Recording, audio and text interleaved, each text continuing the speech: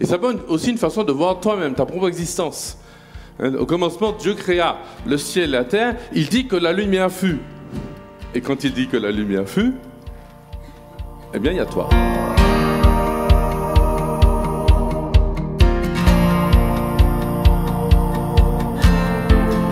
Au commencement, Dieu créa le ciel et la terre. Et il y a toute une sorte d'harmonie qui est souvent mal comprise. On le prend comme un texte scientifique, on le prend, etc. C'est d'abord une nouvelle, une façon de voir le monde d'où il vient, d'abord tel qu'il est aujourd'hui, mais d'où il vient aussi. Et ça peut être aussi une façon de voir toi-même, ta propre existence. Au commencement, Dieu créa le ciel et la terre. Il dit que la lumière fut. Et quand il dit que la lumière fut, eh bien, il y a toi. Merci, il y en a une qui a compris. Je reprends. Quand il dit que la lumière fut, eh bien, il y a toi. Et c'est vrai. À un moment donné, de ton existence à toi, Dieu a dit, enfin, au tout début, au commencement, Dieu a dit que la lumière fut. Et il y a eu Constance, Céline, Claude... et Karl. J'ai pris que des C parce qu'on m'a dit que tout le monde était commencé en C. Ici, c'est la ville du cœur de Jésus. Donc, bon. Donc, il y a eu toi. Et ça, je crois que beaucoup, le premier pas finalement d'une rencontre, d'un émerveillement sur l'existence, c'est qu'à un moment donné, je n'existe pas par hasard. Et le mot, je ne le choisis pas, moi non plus, par hasard, parce que de plus en plus, et depuis un certain nombre d'années, je ne vais pas vous faire toute l'histoire de la philo, je n'ai pas beaucoup de temps, mais on a voulu expliquer aux hommes qu'en fait, ils sont là par hasard. Non seulement notre espèce humaine est là par hasard, vous savez, le gros livre Sapiens de Harari, ou je ne sais plus comment il s'appelle, on est là par hasard. Ce que tu es là par hasard, c'est tombé comme ça. Et toi-même, ta personne, d'ailleurs on ne dit même pas personne, on dit l'individu que tu es. Nous les chrétiens, on parle de personne. Une personne, c'est un mystère. C'est justement quelqu'un qui n'est pas là par hasard.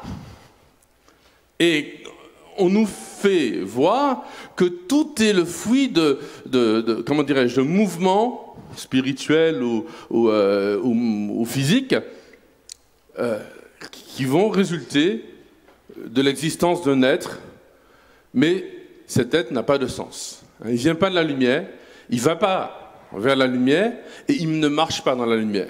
On nous a dit que finalement, le monde était une jungle. Le monde était une jungle. Or, ce grand texte, la grande révélation de la Bible, la grande découverte, la grande expérience mystique, c'est un moment, je reprends un grand terme, pardonnez-moi, mais l'expérience finalement, tout court, il suffit de fermer les yeux un instant et d'essayer, dans le fond, de chasser du fond de notre écran tous les parasites, on se rend compte qu'on n'est pas là par hasard. Et on serait je vous dirais, tourne-toi vers ton voisin, dis, tu n'es pas là par hasard. On va le faire, ça va réveiller certains. Tu n'es pas là par hasard. Voilà. Surtout que ça me permet de retrouver mes notes, donc c'est pas mal. Alors, on nous a dit, l'un des éléments, je ne veux plus détailler, mais on nous a dit que le monde était une jungle. C'est une jungle. Et dans la jungle, il y a la loi de la jungle, la loi du plus fort. Et cette loi du plus fort, le fameux darwinisme, qui s'oppose. On dirait, est-ce que l'homme vient du singe, vient de Dieu? C'est pas ça la question première. Est-ce que le monde est fait dans l'harmonie ou dans la disharmonie, dans la lutte, dans la loi de la jungle, ou bien dans la loi de l'unité de l'harmonie? Et d'où vient cette harmonie? On entend une belle musique, quand on entend les musiciens, etc., on sent qu'ils ont répété. Il y a quelque chose avant, il y a quelqu'un avant. Si c'est de la disharmonie et du hasard, il n'y a personne. Tu n'as pas de sens. Et donc, à un moment donné, on doit opposer le jardin à la jungle. Or, justement, ça c'est le deuxième texte de la Bible, l'homme est créé dans un jardin. Tout ce qui existe est là pour lui. L'homme est créé dans un jardin. Puis il y a un petit souci à un moment donné, il cherche une compagne, il ne trouve rien, il regarde les plus jolis guenons. Vous n'avez jamais vu un archevêque faire la guenon, non? Non, ben, vous l'avez vu, voilà. Et là, qu'est-ce qu'il trouve? Rien. Alors Dieu va l'endormir et va créer quelque chose de merveilleux. La femme. Ah là, ça marche bien là, hein? Ça... Surprenant. Donc il y a le jardin, il y a la femme, il y a aussi, ils vont avoir des enfants, des petits-enfants et tout, ils sont mignons, etc. Enfin, on est dans l'harmonie.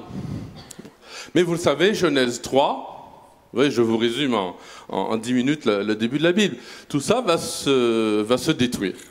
Mais ce qui est intéressant, plutôt que de penser à la destruction, et on y pense souvent, parce que quand on regarde l'homme, quand on regarde l'être humain, quand on regarde les relations hommes-femmes, quand on regarde les relations entre les hommes, on va d'abord voir, et c'est là qu'il y a ce combat entre, c'est facile à dire, les ténèbres et la lumière, mais une façon de voir le monde dans les ténèbres, une façon de voir le monde, quand je dis le monde, c'est toi-même, c'est ton voisin, c'est l'autre à côté, c'est les relations entre les hommes, soit dans les ténèbres, soit dans la lumière, eh bien on va d'abord voir ce qui va mal, évidemment. Ève a péché, évidemment.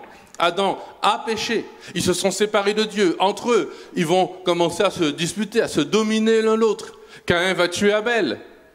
La nature va devenir pour eux justement une jungle, quelque chose de dangereux. Et quand la nature ne nous agresse pas, nous agressons la nature que Dieu nous a donnée. Tout ce qui était dans l'harmonie va devenir dans la cacophonie. La cacophonie. Mais nous, la première chose que nous devons observer, s'il y a cacophonie, c'est parce que d'abord Dieu a créé l'harmonie. Une fois comme ça, un de mes scouts, quand j'étais chef scout, il était en terminale, et il dit au prof, bon, à demain si Dieu veut. Et le prof de philo qui lui dit, demain, Dieu, s'il y avait un bon Dieu, hein, il n'y aurait pas tout ce mal dans le monde. Et lui, du tac au tac, il a répondu, monsieur, s'il n'y avait pas Dieu, il n'y aurait pas tout ce bien dans le monde.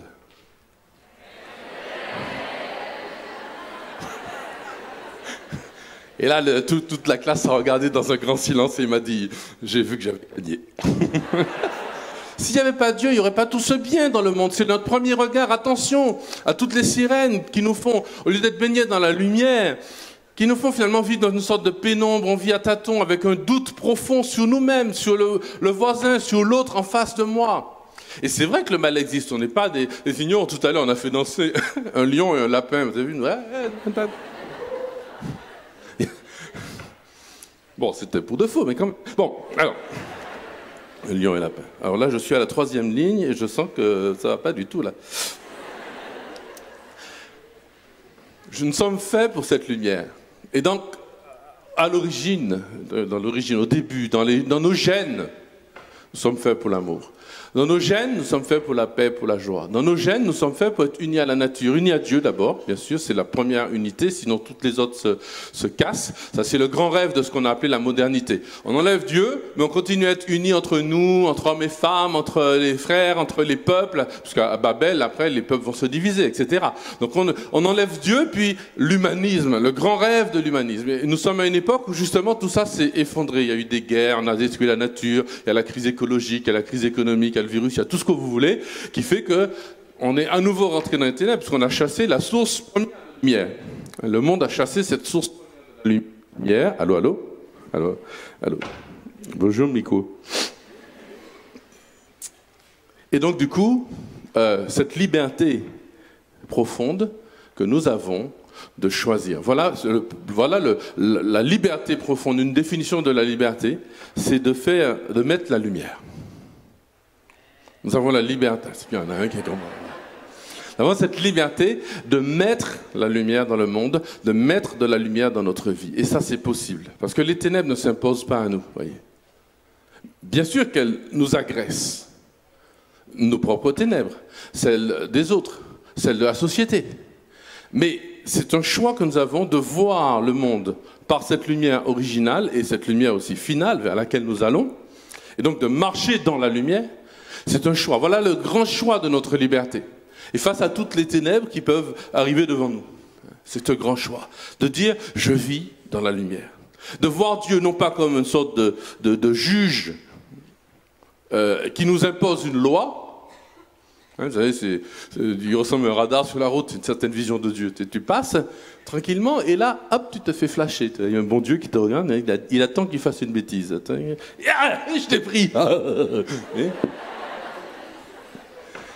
Nous avons le choix de voir Dieu comme ça, ou de voir au contraire un Dieu bienveillant, celui qui a tout fait pour moi, Le moindre brin d'herbe, la moindre personne. C'est vrai qu'on peut avoir certains voisins ou certaines personnes dans notre vie, on a l'impression que le bon Dieu les a inventés pour nous embêter. Bon. Mais c'est juste une impression. C'est comme le foie, parfois, c'est juste une impression. C'est... Seigneur, voilà, tu as tout fait d'abord pour ma joie.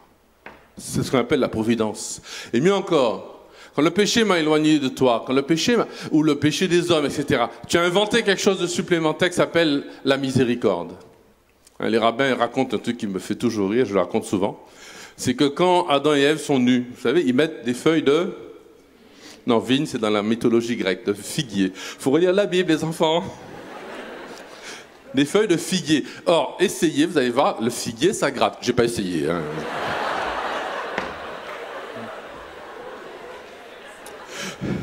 Donc le figuier, ça gratte ces deux couillons, enfin c'est le cas de le dire, pardonnez-moi. Hop, ils se sont mis des feuilles de figuier, voilà.